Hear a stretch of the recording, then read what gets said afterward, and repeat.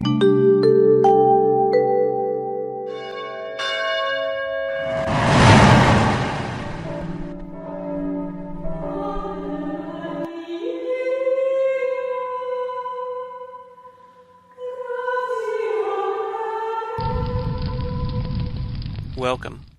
I'm Sebastian Mahfood, and you're listening to WCAT Radio, the on-air wing of En Route Books and Media, bringing you the dulcet sounds of Catholic wisdom. Good morning. Welcome to the Open Door. Jim Hannick here. Matthew Bartko, co-host, can't be with us today, but we do have our old friends John Breen and Jack Quirk. Let's begin with a prayer. Direct, we beseech thee, O Lord, all our actions by thy holy inspirations, and carry them on by thy gracious assistance, that every prayer and work of ours may begin always from thee, and by thee be happily ended. Amen. This morning, we have a two-part agenda. The second part will be looking in with the American Solidarity Party at their work as they do some regrouping after the second annual National Convention. First part, well, let's begin with that. We're going to return to our discussion of the United Nations Declaration of Human Rights. On its 70th anniversary, the Declaration calls for understanding and action. We'll start with Article 16, which I will read, and I'm going to read it in its entirety so it sinks in a bit. And then I'll go back and look at the first chunk of Article 16. Number 1, men and women of full age, without any limitation due to race, nationality, or religion, have the right to marry and to found a family. They are entitled to equal rights as to marriage, during marriage, and at its dissolution. 2, marriage shall be entered into only with the free and full consent of the intending spouses. 3, the family is the natural and fundamental group of society and is entitled to protection by society and the state.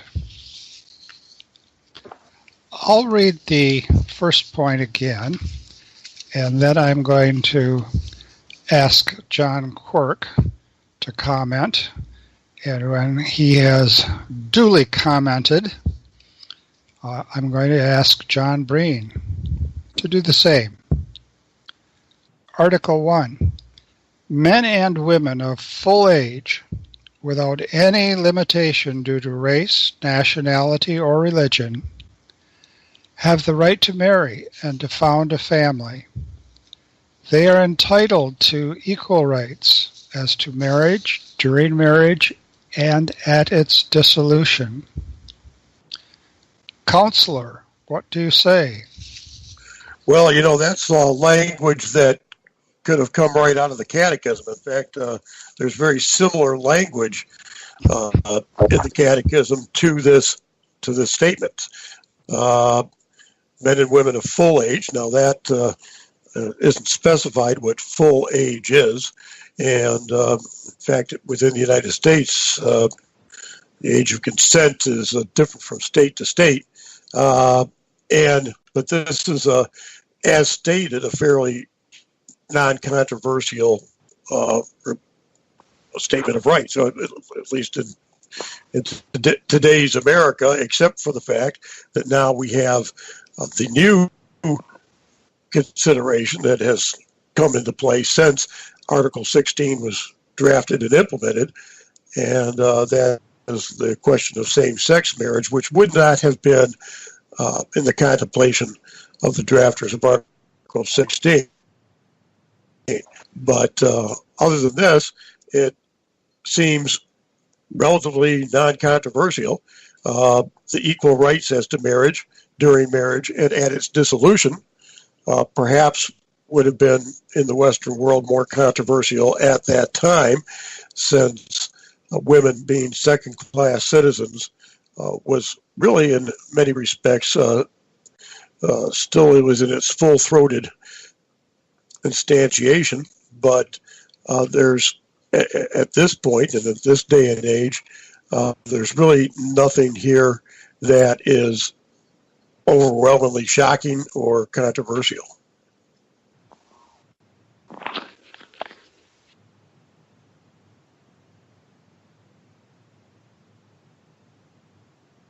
That seems right. John? I would agree with what Jack has said there. My only issue is the full age clause in there. Age doesn't necessarily specify maturity, and I would say men and women of mature age or mature development rather, instead of full age. But I can kind of understand that that phrase might have been used deliberately to be more interculturally tolerant. I suppose it's to a certain extent, at an adult age. I suppose it's easier to go with a chronological age than look to maturity, which is so elusive for many of us. So I suppose it's easier to work with a cutoff point like 16 or 18 or 21. Mm-hmm. Now, certainly there were differences with regard to men and women and divorce procedures, and those continue to be the case in certain countries. I'm sure of that. It would be interesting at some point to compare the discussions we've had with the discussions that might be generated by what functions as an Islamic human rights statement. But I think we could save that for another year. Now, with regard to same-sex marriage, it does seem that John is correct, that it simply wasn't a consideration when the United Nations document was drafted. It just wasn't a consideration, which, if nothing else, tells us what a hyper-modern development this whole question of same-sex marriage is. Should we go ahead then to number 2? We can always go back. 2, marriage shall be entered into only with the free and full consent of the intending spouses. Jack, I guess it's John's turn. No, it's Jack's turn. Well, that, again, from the standpoint of the United States, is non-controversial, and it would have been non-controversial from the standpoint of our country even then, back when this was drafted and implemented. But even today, this is not uncontroversial throughout the world. There are still arranged marriages. There are still, especially in the case of women who are brought into arranged marriages, sometimes these things can be contracted between families or between the husband and the father, depending on the culture. And I'm not an expert in what goes on in some of these other places, but for a long time, women especially have not had full consent as a requirement of their entering into marriage, and that is why this provision is in here in Article 16, and it's something that is, some might say that it's an imposition of Western culture, but I would say that it is really something that is of essential humanitarian concern, especially with respect to the treatment of women. John? Well, reading the second part here, my mind goes back to the movie Fiddler on the Roof, where it's the main theme is about tradition, and it's ironic in the film that the three of the five daughters, they get married, but none of them marries the person that was originally arranged for them. Actually, they go for the more of the undesirables, the people who don't have wealth, people who can't really further the family's agenda. So, and it's a theme throughout the film, is that what are the limits of tradition? When does it hold, and when do certain aspects are dismissed, and marriage being one of them. And in the end, marriage, is a free institution as well as a sacred one. So it has to be with the full consent of both participating parties, meaning the bride and the groom. That seems absolutely right to me, but let me stir the pot a little bit here. Suppose someone says, well, marriage in United States, Canada, Australia, Europe, marriage isn't doing so well. It's not doing very well at all. In contrast, there have been historically, and I think it could be argued that there still are today in some places, there are traditions of arranged marriage, and our interlocutor might say, and our experience of these traditions is that they don't give us a perfect life, but as far as we can tell, they give us a much more stable life than you in the West have. And after all, marriage is deeply intertwined with society, with the culture, and the West might very well be a victim of its own romanticism, a victim of what some sociologists have referred to as expressive individualism. I can't wait until I find my true love. Well, our interlocutor might say, there is no one true love, and true love truly goes beyond infatuation. It's not the sort of thing that comes about at first sight. And while you in the West are free to follow your ways, we're not sure, looking from the outside, that you have a persuasive case that we should change our ways. And that's tuning in from Radio South Yemen. So, Jack, what would you say to that sort of comment? I'd say that based on the way that we've been behaving the past few decades, there is certainly a lot that sounds like a pretty sound argument. But that being the case, first of all, I'll just note fully on board with something that is entered into with the free and full consent of the spouses.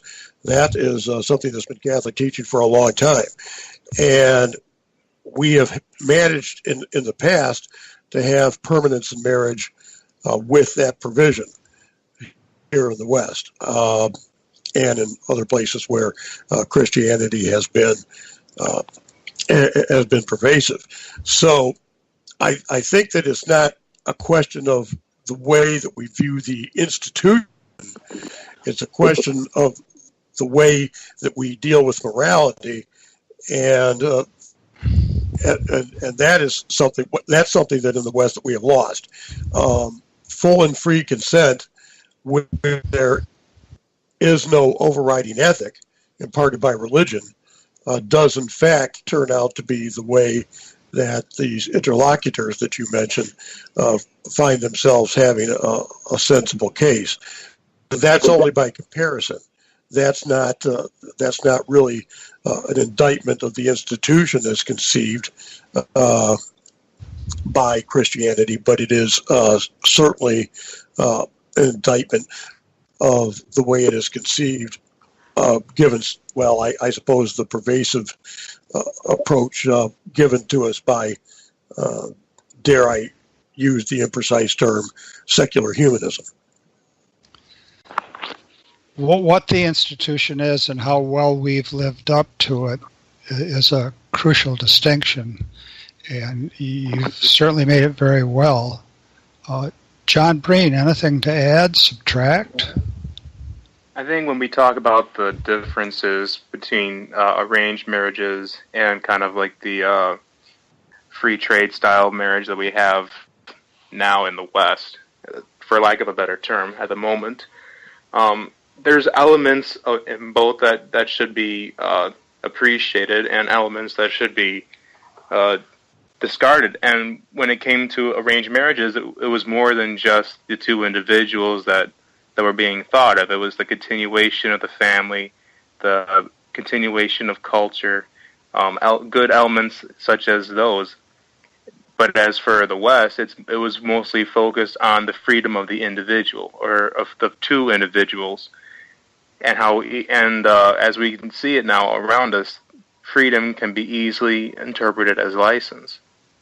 So the elements that are missing in each other, well, basically, man, I'm getting myself lost here. But I'm just basically thinking that the stability of a collectivist marriage, marriage in a collectivist culture, say in an arranged marriage, the stability should carry over into the Western style, and the emphasis on the individual freedoms should balance into the other, where marriage is a free institution with two free individuals, but they relinquish their freedoms to a certain extent so that they become one unit and therefore create a family. I think the idea of, speaking very broadly, the Western culture, Eastern culture, opportunity to learn from each other, I think that's a very helpful point. I would like to go back for a bit, or maybe more than a bit, to Jack's underscoring for us the role of Christianity in bringing about the kind of marriage that we see referred to here in the United Nations document. My thought is this. On the one hand, Christianity has made a clear, a unique contribution. On the other hand, it does seem that Christians, certainly Catholic Christians, would say that marriage ought to be understood in terms of natural law. And that gives us something that certainly is embraced by Christianity, certainly embraced by Catholic Christianity, but has a different sort of a scope. It appeals, first of all, to human nature as such. Now, when we say that a given institution, say marriage as understood by the United Nations, when we say that's a universal understanding, when we say that it's grounded in natural law, we have to, I think, at the same time recognize that not every culture, not every society, certainly not every state in its legal apparatus has an equal appreciation of natural law. And in fact, at a given point in history, there might be few socio-political institutions that manifest a very developed view of natural law. While natural law isn't based on the view that human nature is in constant flux, certainly not, it does recognize that human nature develops and that social institutions are critical in our development of our natural capacities. And I think that has to be taken into accord. So on the one hand, I think the UN Declaration is making a very strong universal claim. And when it gets challenged, as it has been, and has been challenged on this very point, that's just Western. I think a good line of response is to say it might be for now chiefly Western, but we have much to learn from the Eastern traditions, again speaking very broadly, and we oughtn't to be surprised if our understanding of the intrinsic, although developing structure of marriage, we oughtn't to be surprised that it takes some time to realize. The kind of marriage that we have now as our ideal is a real achievement, I think. And, well, I guess what I'm trying to underscore is that one can wholeheartedly subscribe to natural law and at the same time wholeheartedly recognize with all sorts of empirical justification that there's a development, a historical development of our appreciation of natural law. And I think theologically, one of the things that at least post-Reformation Christianity tended to lose sight of was the people of God sense of Judaism. And the post-Reformation locus seemed more and more focused on the individual. And I think that's a great loss. We don't want to lose the fact that we are embedded in a people. We are within the people of God. And the fact that we require that marriage be public, as Catholics we require that it has a public dimension, recognizes that. But at the same time, we want to recognize that it's each individual person who is judged. Each individual person comes before God, and we can't really understand the moral life unless we understand it as grounded in, coming from, running through and through the range of our free choices. And there is no free choice if you have an arranged marriage. I guess what I want to say is there are layers of analysis here. I'm not sure if I've made the difficult more difficult, but those are some reflections I would offer. Any thoughts on any of those reflections, or should we push ahead? Well, if you're asking for thoughts, I will say that what we've seen is a kind of gradual transformation in Western society that hasn't moved from one paradigm to the next in a sudden move, but has been a process. So when the Catholic Church speaks about freedom, it's not talking about freedom in the sense of just do whatever your libido tells you to do at any given moment. It's not that sense of freedom that we have today, but it's the freedom to be fully human, the freedom to do the good, In other words, when the church talks about having the freedom to the individual freedom that one has, for example, the freedom of marriage, the thought there is full development as a human, full development towards the good, and that is a different concept of freedom than the freedom that is extant today. So, and that even reflects itself in the language of the Declaration of Independence, when it is expressed there that everyone has the right to life, liberty, and the pursuit of happiness. Even at that late stage, the concept there wasn't license, but that the kind of development towards full human authenticity that I'm talking about.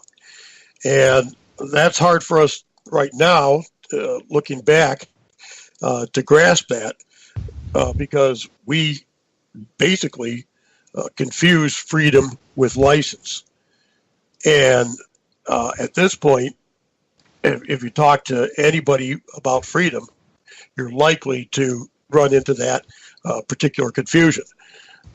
So when you try and take these concepts from the past and move them into the contemporary world,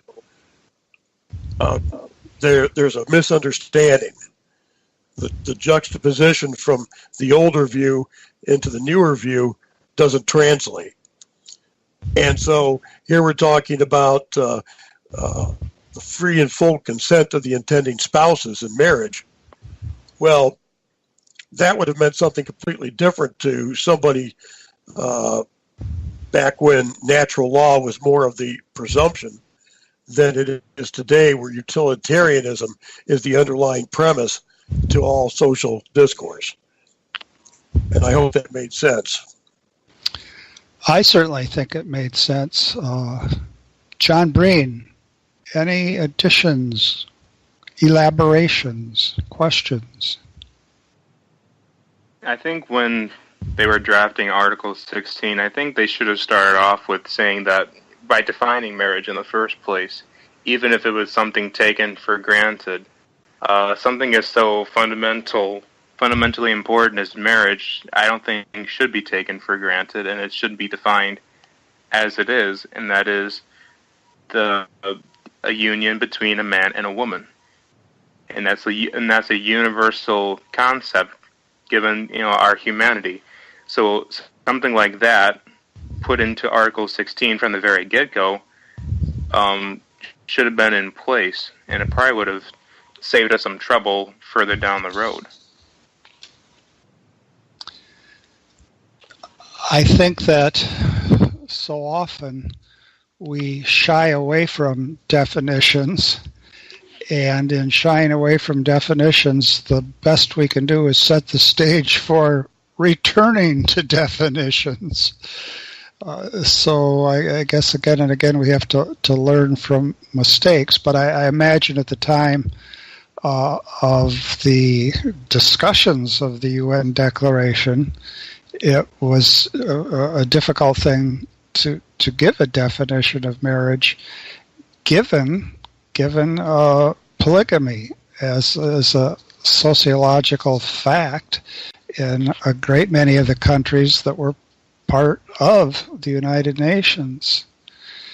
And I don't know what would happen now if, we pushed for one man, one woman for the whole of life definition, say with regard to Arab nations. And of course we know that we've got this whole new business of the same-sex marriage. So struggling for definitions, I guess, is an ongoing thing. If I could just for a moment flip back to my fumbling a few minutes ago, I think one way to approach the question at hand, marriage, and so many other questions as well, is in terms of the relationship between the person and the community. The person can't thrive without the community. That's clear. But the community isn't a community unless the good of the community it transfers back to the persons that constitute the community. It's truly a symbiotic relationship. It's truly a relationship of mutuality. Nonetheless, Christians want to emphasize, want to be very, very clear that in the end, it's not your family as a family that is judged. It's not your nation as a nation that's judged. It's rather each and every individual person that is judged. Just as we come into the world one at a time, we leave the world one at a time and come before the judgment seat of God one at a time. And unless we recognize the role that freedom must have in light of personal responsibility, we can't even really be talking about moral actions. What we would be reduced to is talking about behavioral patterns or something like that. Well, how about, if it's all right, we go to number 3. The family is the natural and fundamental group unit. I went back to my text of the United Nations to see if it didn't really read fundamental group or fundamental unit.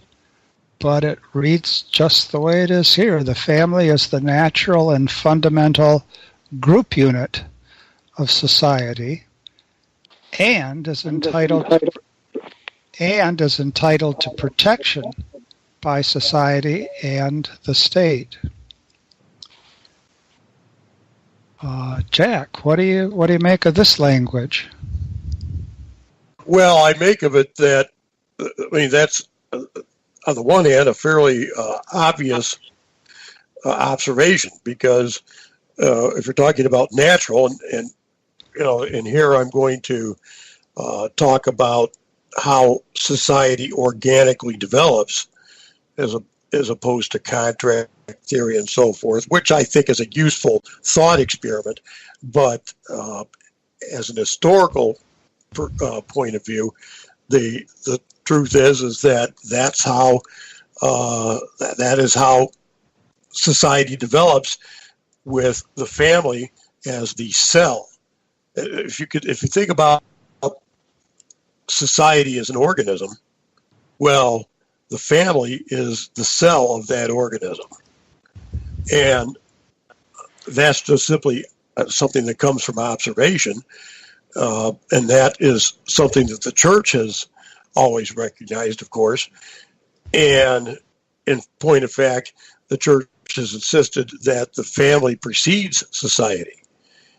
And so, and that's why, once again, we get into difficulties of terminology, simply because if you look at culture today, Western culture today, it is considered that the individual is the unit of society, and that we are basically atoms making up something that perhaps is not even really considered an organism, but something that is basically there's a presumption of an agreement that we are existing together, not something that is a natural phenomenon.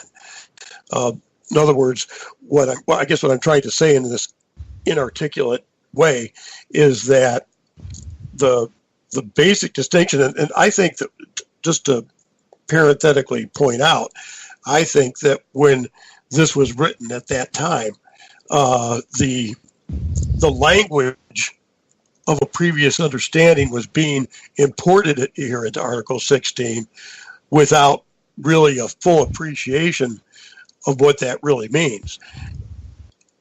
Because by that time, certainly in the United States, the individualistic, atomistic concept of society was already in full-throated existence. And this is how we, that's how we, that's what I talk about when we say that when we move from one social understanding to the next, it's not a neat, bright line, and everybody says, okay, this is how we're going to look at things now. The language of the past is imported into the present without a full understanding of what that past language meant. And I think this is an example of this, because already by this time, the individual was conceived as the basic unit and fundamental, well, not a fundamental group, but the basic unit of society. But natural law understanding, Catholic understanding, traditional understanding, the family was that fundamental group, was that basic cell of society. And that comes again from natural law, from the teachings of Christianity. And it's a difficult thing for us to grasp today because the larger society, frankly, doesn't believe in it. It seems not. It seems not.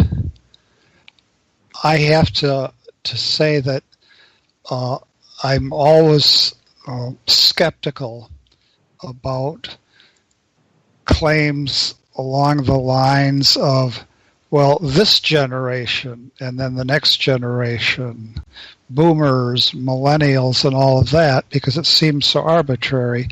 And I think what you're saying is that there's a kind of a constant shift in our conceptual framework, and that it can surprise us. We look to this Article 16, and we look to point 3 in Article 16, and you see an article that maybe doesn't recognize, as it's expressed, maybe doesn't recognize the development of a kind of a hyper-individualism. And critical words are shifting in their popular understanding. And speaking philosophically, this is a core problem. Are there universal kinds? Are there concepts that have necessary and sufficient conditions for their application? Or are there only patterns, verbal patterns, behavioral patterns, patterns in nature that we can approach these patterns, but we can only approach them in a pragmatic way? And I think that what we have to fight for is not an either or, but rather a both and. The fact of the matter is, history shows developmental energies. And we're part of history, and part of this development is going to be conceptual. On the other hand, we can't speak about developmental energies or developmental patterns or conceptual renovations or paradigm shifts or any of that unless we have some language that transcends the flux, unless we have some reality that transcends the flux. To say that X is evolving requires that we can identify an X. To say that society is changing requires that we can identify a society.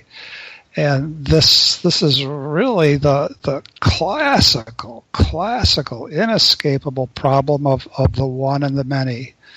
There is such a thing as community, and it can take many, many, many forms. There is such and such a thing as the state, and it can take many, many different forms.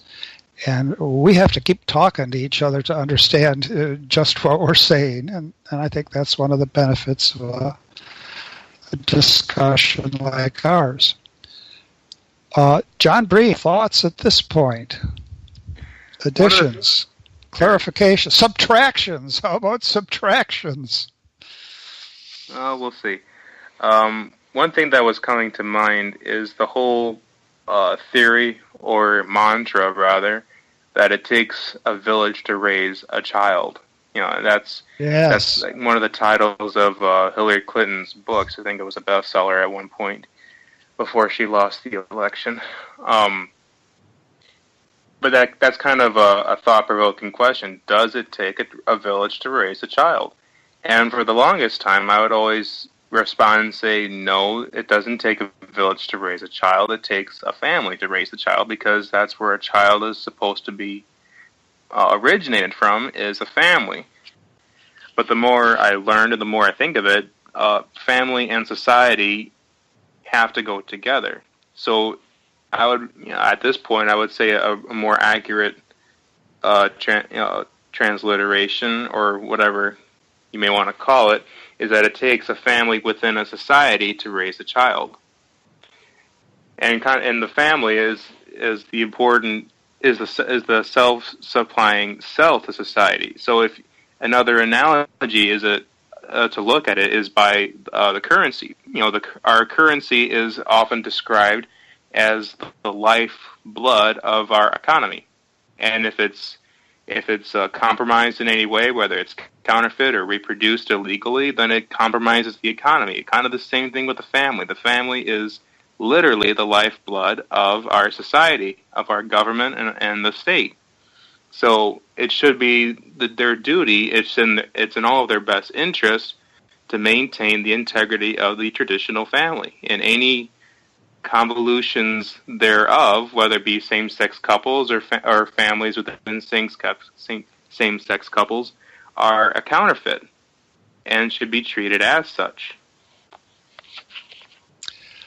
Let me ask you this, John, because you started with and you continued with economic analogies. You're just back from the Acton Institute. That's right. And I wonder if there was much discussion, although the overarching theme of the conference, as I understand it, was economics, if there was much discussion of the family in an economic perspective. And if there was discussion, what sort of directions did that discussion take?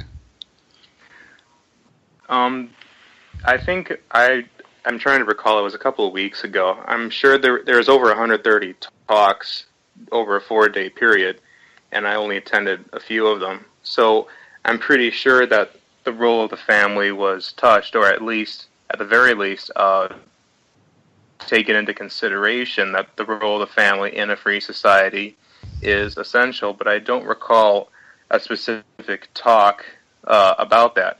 But on that same note, though, during the downtimes there, where I had a discussion over lunch with a lady from Africa, and she was making the point that it takes a village to raise a child, and I was kind of saying, okay, hold your horses here, because that kind of reeks of socialism here. So, and we just had a discussion about it, and I basically kind of made the point that it takes a family in society to raise a child. A child has to have both, because a society is made up of families. So it was a lot of talks like that. If you go online to the Acton Institute, you can get a full list of all the talks that went on there, and actually you can get recordings of it as well. So if you go into Acton University, just Google it, and you can find more specifics on that.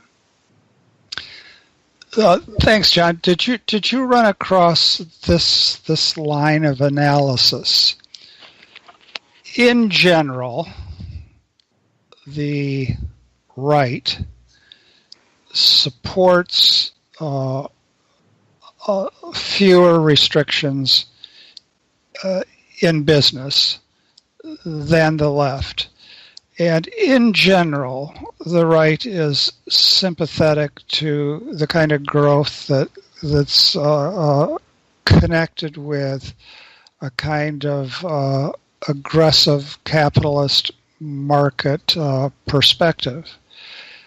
And nonetheless, if you look at how families actually fare under what we might call an aggressive capitalist market society, you'll find that that kind of economic structure tends to fragment families.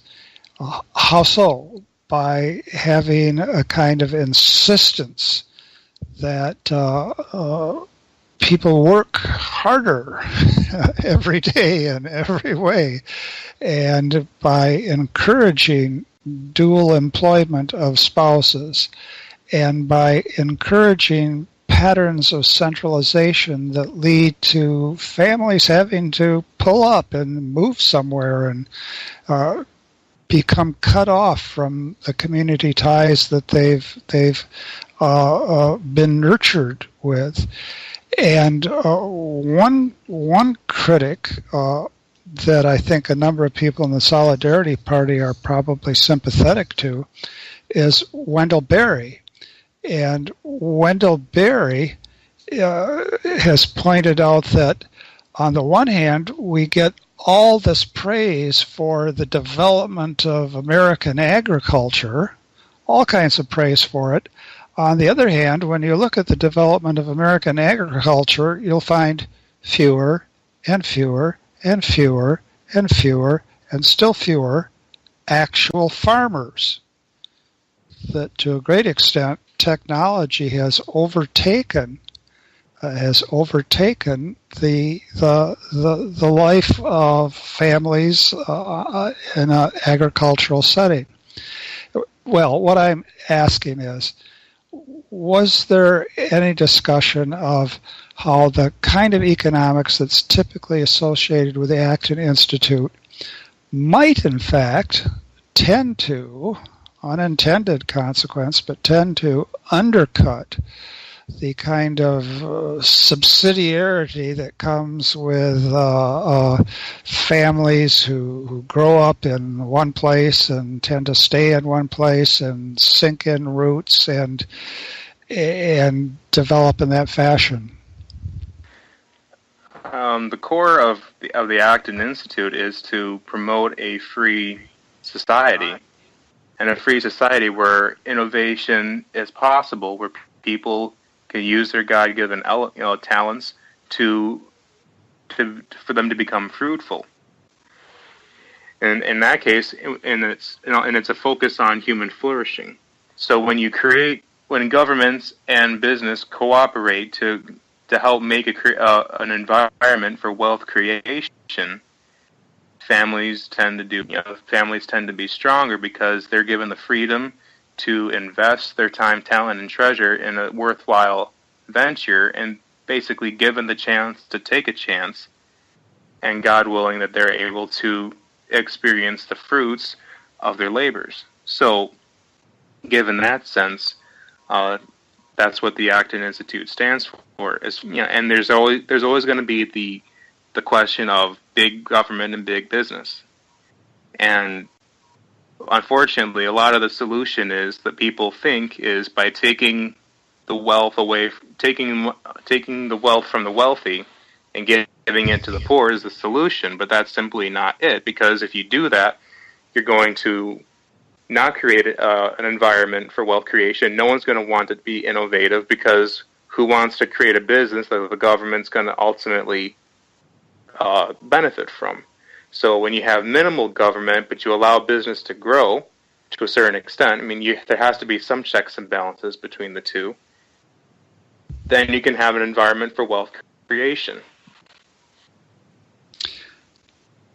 Jack, do you buy that line of analysis? Not at all. All right, get ready, John. Jack, your back. I've written. I have written before on Christian democracy about the Acton Institute and its libertarian leanings. And Catholic teaching is not libertarian.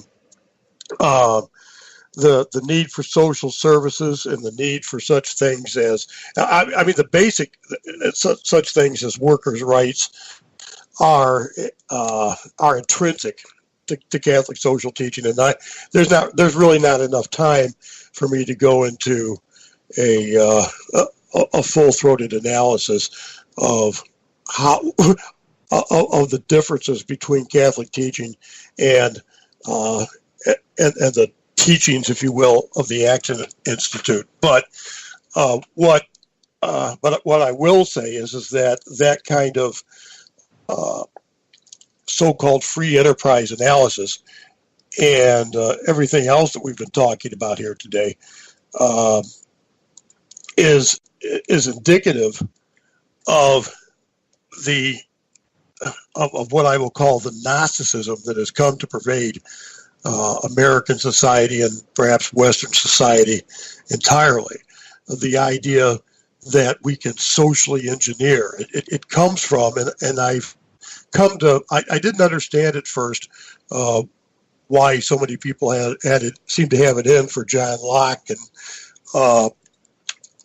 some of the other contract notions of society.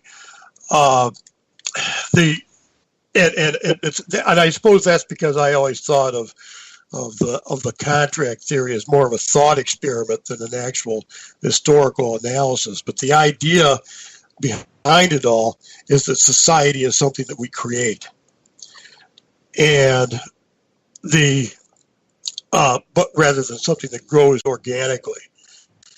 And this gives rise to social engineering and all the things that go along with that. In other words, the idea is that reality is something that we make, not something that is presented to us as a given.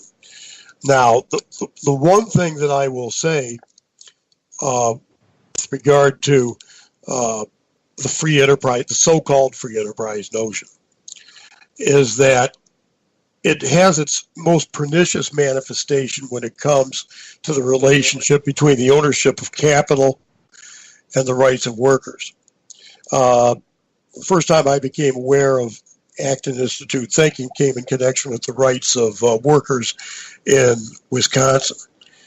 Now, Rerum Novarum, which has been called the Magna Carta of Catholic social teaching, contains two aspects to living wage, large teachings that are essential to consider here. Number one is the fact that every working person is entitled to what we would call today as a living wage or a family wage, something that is an amount that is necessary for him or her to support their family, and then some. And then the way to get there is through workers' associations called unions. Now, this capitalistic notion, this union idea, is the idea that workers can organize, that workers are entitled to anything but what they can bargain for individually vis-a-vis the employer, is something that Rerum Novarum specifically speaks against, and it has been part of Catholic social teaching since Rerum Novarum that is not the way that it can go. Moreover, I think that the idea that free enterprise is going to magically create a society where everybody gets their due is something that Catholic teaching has spoken against since the beginning, and it has also historically not manifested itself without regulation, without interference in the market, without some type of government oversight of all this. The result has historically been manifest. We end up with child labor, we end up with massive poverty in the working class, and we end up with exploitation of undeveloped countries. Those are just historical facts. So I think and the breaking up of the family is, I think, directly attributable to the view of individuals as economic units. I don't see how that can be refuted given the history that we have gone through in the past couple of centuries.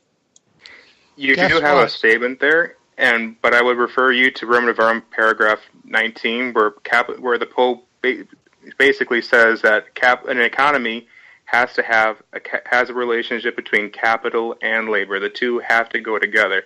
So if you go to Roman Novarum paragraph 19, you will find that, and I think that's basically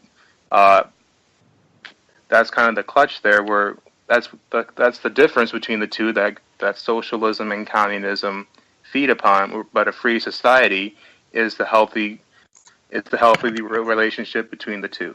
Well, you can read paragraph 19, and I okay. Well, I think we should have a discussion about this at some point, because we surely will. We surely will. I don't know that you can hear me, but I'm blowing this whistle. It's the 5 minutes left whistle. Okay. Can I just say one thing though? Yes, so long as it's not more than 1 minute. I'm just going to say that the idea that the only options that we have are socialism or unregulated capitalism, that those are the only two options that we have, is a fallacy. That's all. Yes, there's something called distributism. That is really the most promising in my view. At any rate, one last point on the discussion as it's been going, and then I want to make a quick transition. When we talk about social engineering, it seems as if many different groups accuse their opposing groups of social engineering. If in fact we have some natural units in society, and we certainly do, the family is one, and local communities are another, then we have some base from which to talk about whether this group is trying social engineering or that group is trying social engineering. At the same time, when we talk about development, thoughtful development of our resources, there is a sense, a benign sense, in which that could be called social engineering. So as always, we have to go from concepts to their foundations, and then from foundations to concepts to applications, and work back and forth to and fro. And the next thing I want to say is, now I am shifting dramatically, guess what? July for the American Solidarity Party is Organization Month. The new national committee and its chair, Skylar Kovich, have designated this as Organization Month for the party. And that means we have to, among other things, recruit and connect with people personally that we think might be interested in the American Solidarity Party, and try to interest them to become members of the party. Well, we do that every week here, every single week. And so we're going to continue to do that. And next week, the chair of the National Committee, Skylar Kovich, tells me that he can join us. So I'm looking forward to that. We come then to the close of our panel. And in today's liturgy, the liturgy for Friday the 6th, which is, among other things, the feast of St. Maria Goretti, we have a gospel reading, and the gospel reading is from the Gospel of Matthew, and we're thinking of our dear friend Matthew Bartko, and he hasn't written a gospel, but he is certainly willing to promote the gospel as he sees it. And so, with a minute left, let me simply read today's gospel. As Jesus passed by, he saw a man named Matthew sitting at the customs post. He said to him, "Follow me." And he got up and followed him, While he was at table in his house, many tax collectors and sinners came and sat with Jesus and his disciples. The Pharisees saw this and said to his disciples, "Why does your teacher eat with tax collectors and sinners?" He heard this and said, "Those who are well do not need a physician, but the sick do. Go and learn the meaning of the words. I desire mercy, not sacrifice. I did not come to call the righteous, but sinners." Well, I think that category of sinners includes all of us, and we all have been called, and let's all respond to that call. Amen. Come, Lord Jesus. We look forward to next week. Open door. God bless.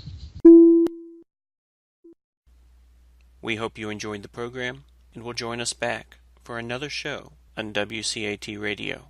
This is Sebastian Mahfood. Good day.